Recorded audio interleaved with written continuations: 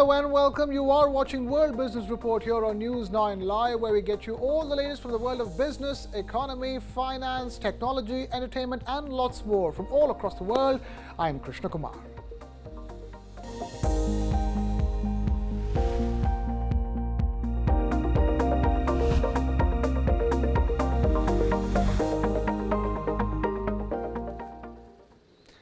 We begin with Dubai, or the United Arab Emirates, which has been struck by its heaviest rainfall in 75 years.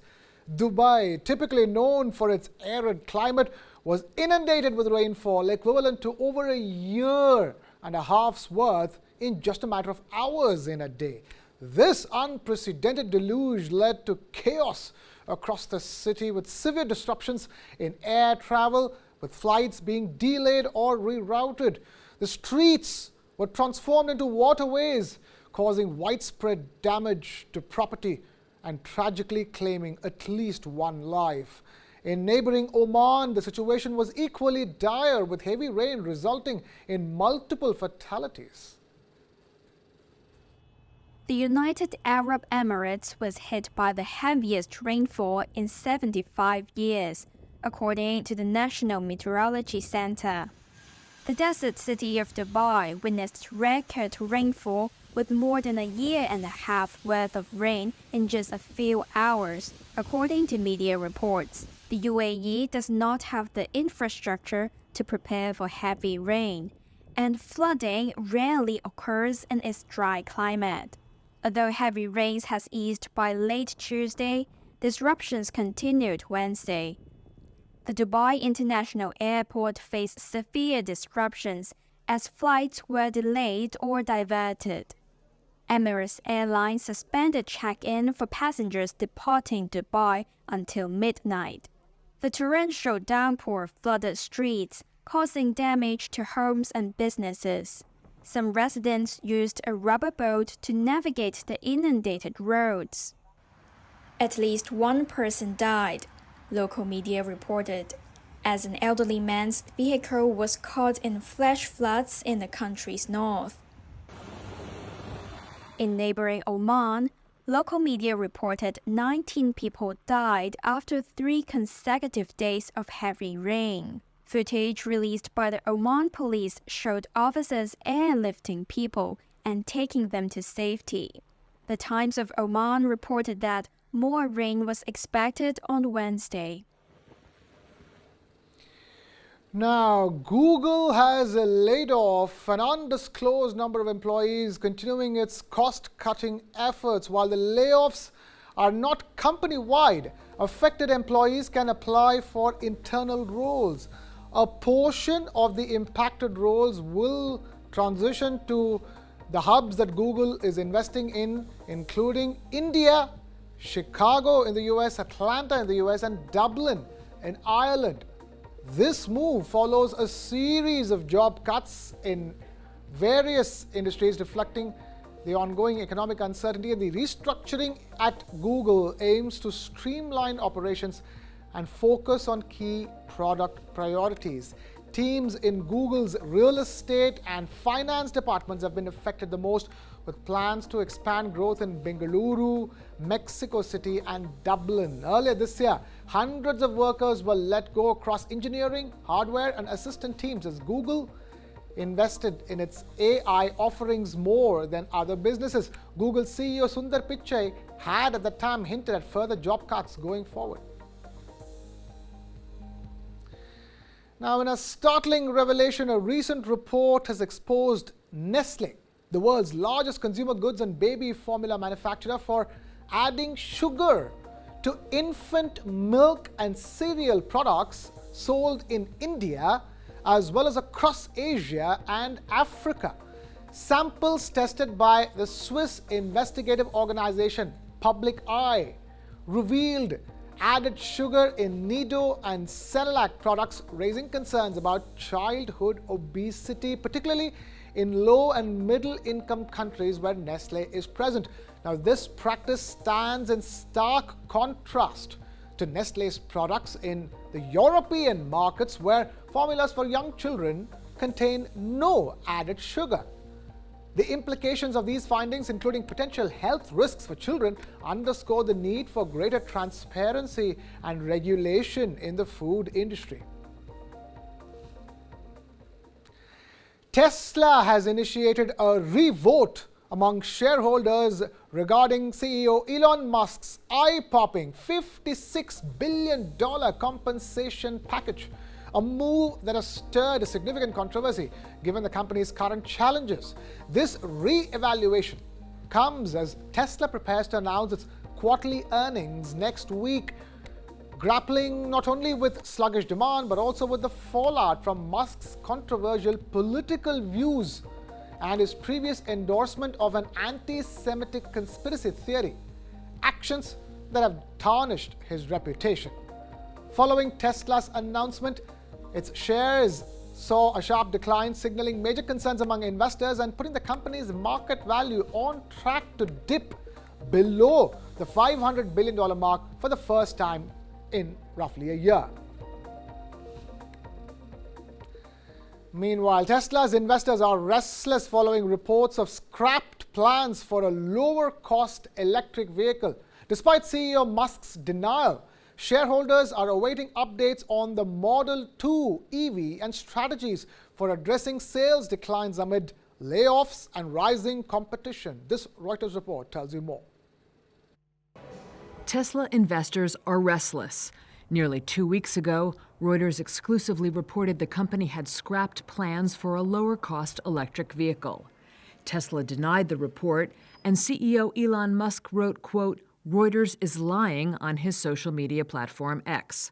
But since then, he has left shareholders hanging, providing no concrete updates on the status of the car, a Model 2 EV that would start at $25,000. Now some are demanding clear answers, not only about the car, but also about Musk's plans for addressing a sales slide amid falling demand worldwide and rising competition from cheaper Chinese EVs. On top of that, Tesla this week announced it was laying off 10% of its global workforce, which is why Musk's silence on the Model 2 is all the more, quote, gut-wrenching, said one analyst, who called the car instrumental to the company's growth. A wealth manager and Tesla shareholder put it even more bluntly, telling Reuters, quote, "There's no point in even investing in Tesla if they don't come out with this car." On the same day as the Reuters report, Musk made things even murkier, posting another comment that said the company's self-driving robo-taxi would be unveiled on August 8th, but giving no other details. That's left many investors uncertain about which vehicle Tesla plans to build next and, critically, on what timeline. Musk and Tesla did not respond to requests for comment. While Tesla remains the world's most valuable automaker, shares have fallen 45% since a recent July peak. We'll take a short breather here at the stage on World Business Report. Lots more coming up on the other side in just a jiffy. Don't go anywhere.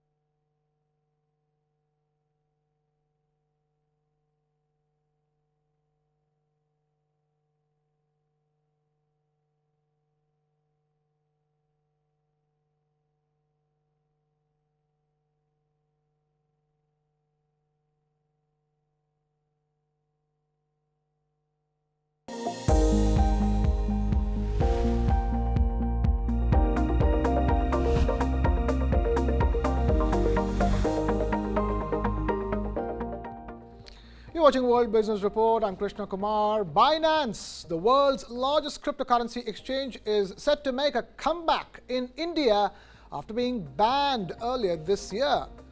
Now, according to media reports, Binance is set to pay a penalty of around $2 million and register with the Financial Intelligence Unit of India's Finance Ministry.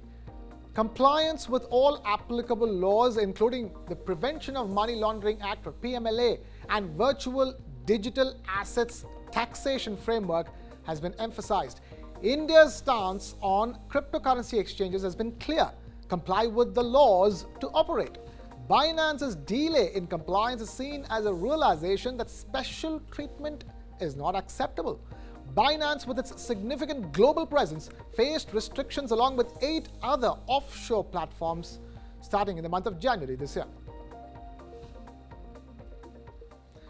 Shifting focus to the US, where President Joe Biden is pushing for higher tariffs on Chinese steel and other metals, accusing Beijing of unfair trade practices that harm American jobs. He pledged to triple tariffs if investigations confirm anti-competitive practices by China. Biden's move mirrors Trump's tariff hikes, inviting further tension with China. More in this report. They're not competing, they're cheating. And we've seen the damage here in America. U.S. President Joe Biden called for sharply higher tariffs on Chinese steel and other metals on a visit to Pittsburgh on Wednesday. The Democratic president is campaigning through the swing state of Pennsylvania, and he used the stop in Steel City to attack Beijing for what he called unfair trade practices that were hurting American jobs. The prices are unfairly low because China's steel companies don't need to worry about making a profit because the Chinese government is subsidizing them so heavily. Look, right now, my U.S. trade representative is investigating trade practices by the Chinese government regarding steel and aluminum. If that investigation confirms these anti-competitive trade practices, then I'm calling on her to consider tripling the tariff rates for both steel imports and aluminum imports from China. If the talk of tariffs and threats of trade war sound familiar, they should. Biden's Republican predecessor and current presidential challenger, Donald Trump, hiked import taxes on Chinese products in an effort to reach a trade deal with Beijing. Now, Biden aides said the U.S. president was proposing further raising Trump-imposed tariffs to 25% on certain Chinese steel and aluminum products. The measures invite blowback from China at a time of already heightened tensions between the world's 2 biggest economies. A spokesperson for China's embassy in Washington called the tariffs an embodiment of unilateralism and protectionism, adding that the U.S. government was making the same mistake again and again. In the same speech, Biden also pledged that Pittsburgh-based U.S. Steel would remain a totally American company. American-owned, American-operated by American union steelworkers, the best in the world. And that's going to happen, I promise you. U.S. Steel Corp has agreed to be bought by Japan's Nippon Steel for $14.9 billion. But the deal has been described as on life support since the Democratic president announced his opposition last month. From Baidu's chatbot's 200 million users to Apple's artificial intelligence-capable laptops, here's a roundup of all the stories from the world of artificial intelligence. Take a look. From how Ernie is earning his keep to Apple making its move, this is AI Weekly. Baidu's chatbot, dubbed Ernie, now has 200 million users.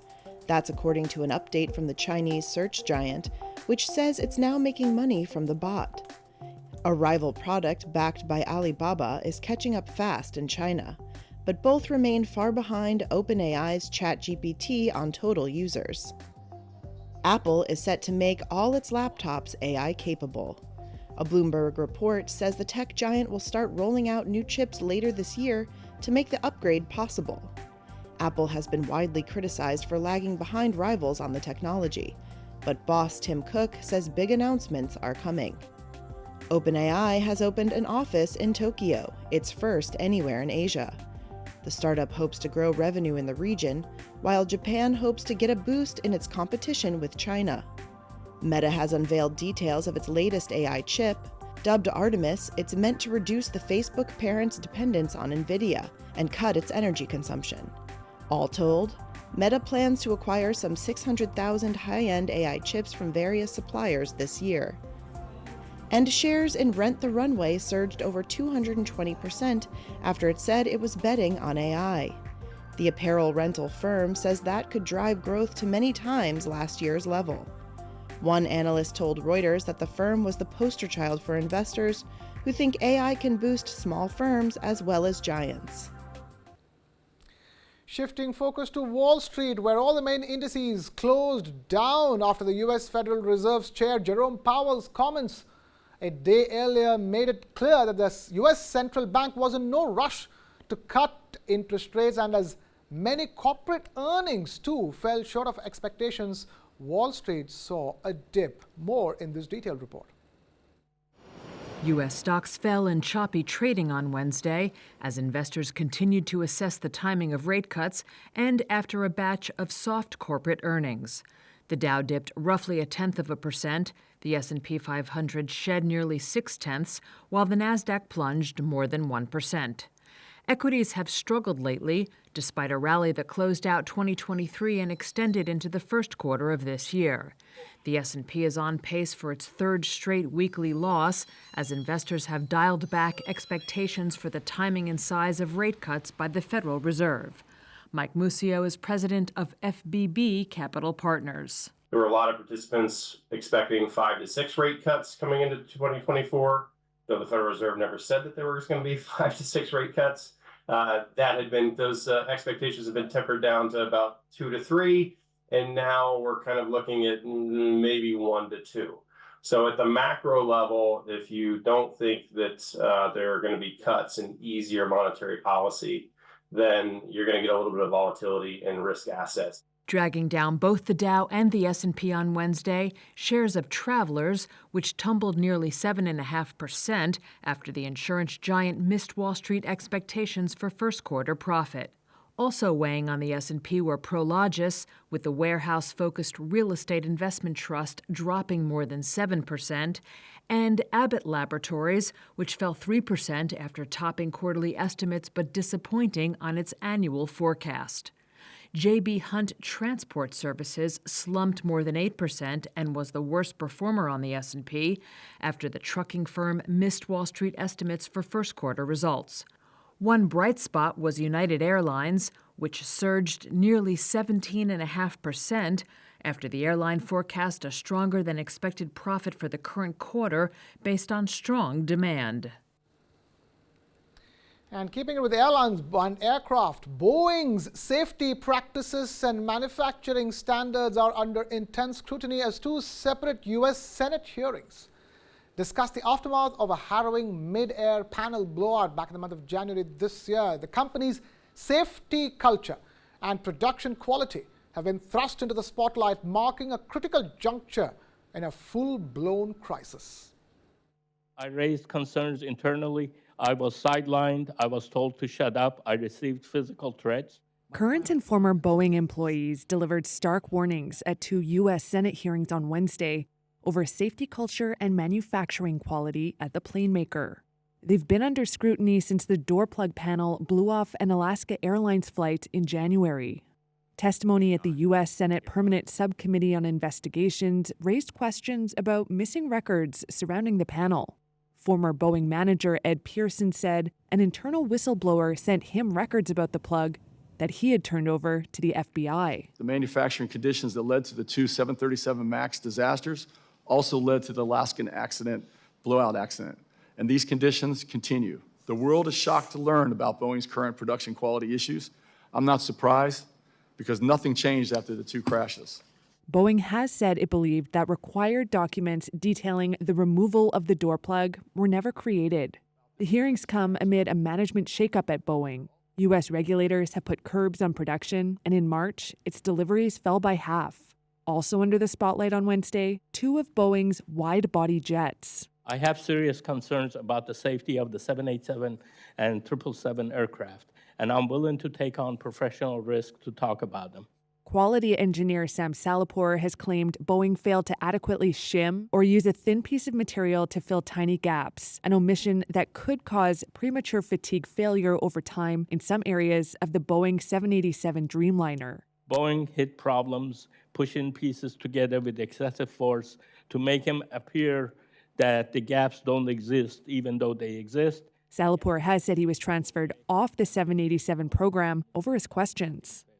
Boeing has challenged Salahpour's claims against the 787 and 777, which fly internationally. On Monday, it said it had not found fatigue cracks on nearly 700 Dreamliner jets in service that have gone through heavy maintenance. In a statement on Wednesday, Boeing defended the plane's safety, noting that the global 787 fleet has safely transported more than 850 million passengers, and the 777, 3.9 billion travelers. The FAA said in a statement that every aircraft flying complies with the regulator's airworthiness directives. Despite US-led export restrictions, ASML, the primary equipment supplier for chip makers, maintained steady sales to China, though first quarter new bookings fell below expectations. This report tells you more. ASML reported weaker than expected first quarter new bookings on Wednesday. Investors were disappointed by the update, sending shares down 6% in early trade. It's a change of pace for Europe's biggest tech firm, which has seen its stock rocket more than a third this year. Net income in the first quarter was just under $1.3 billion, down from the previous period's near $2.2 billion. Sales were also down on the last quarter for the world's largest supplier of equipment to computer chip makers.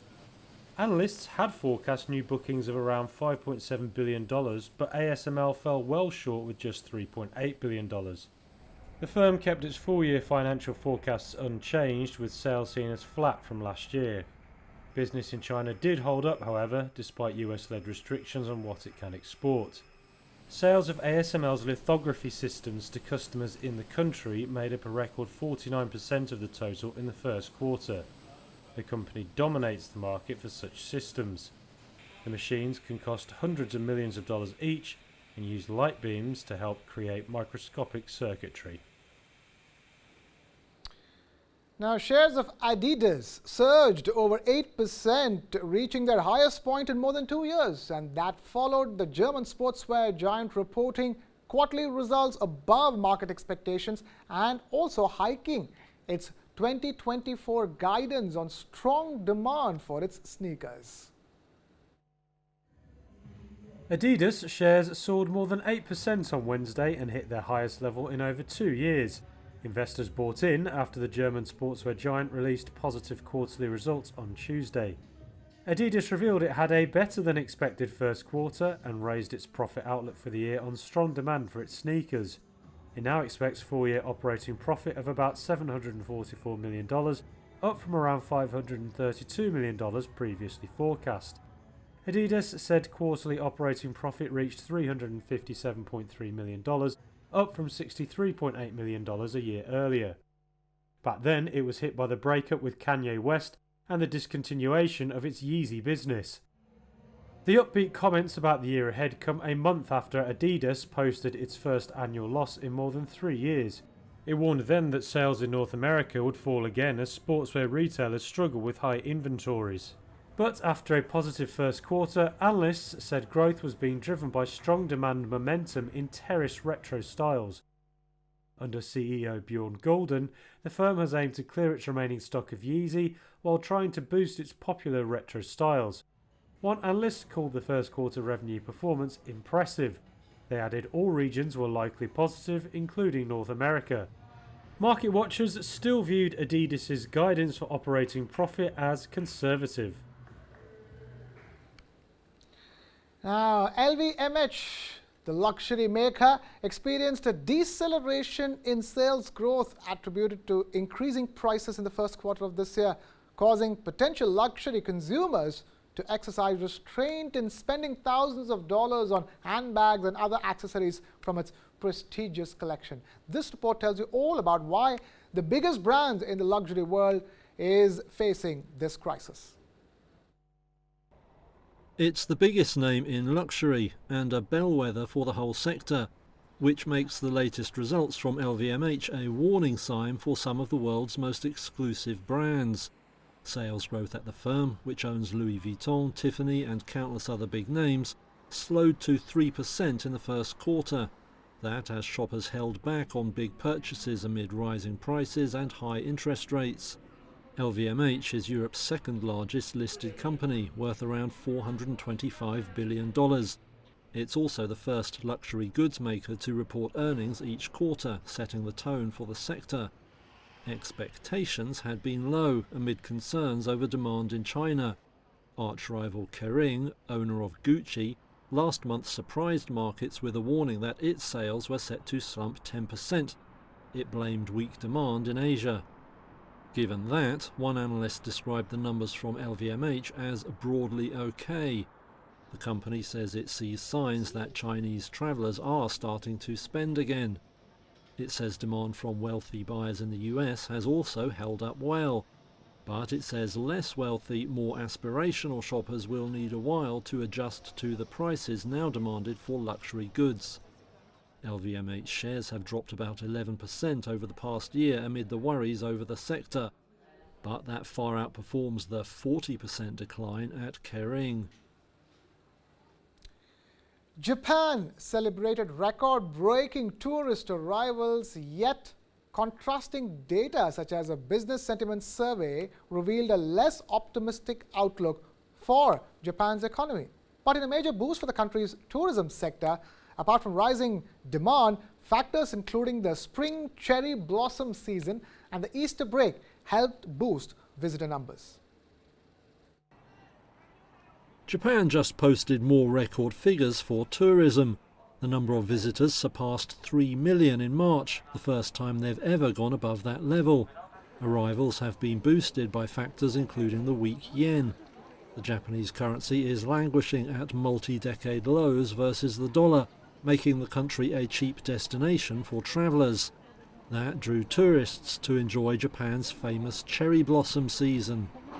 But if that's all a big boost for the country's economy, other numbers out Wednesday paint a less pretty picture. The latest Reuters Tankan Index of Business Sentiment showed the mood turning sour at big companies. Manufacturers and service firms both saw falling confidence in April. Companies cited factors including uncertainty over the outlook for China's economy and weak demand among consumers at home. Some said price hikes had stopped shoppers' spending. The weak yen is a factor there too, as it's driven the cost of imports ever higher. The effect showed up in trade figures as well, with exports jumping 7.3% in March, boosted by the helpful exchange rate. And that's all we have time for on this edition of World Business Report. Thank you so much for watching. This is Krishna Kumar signing off.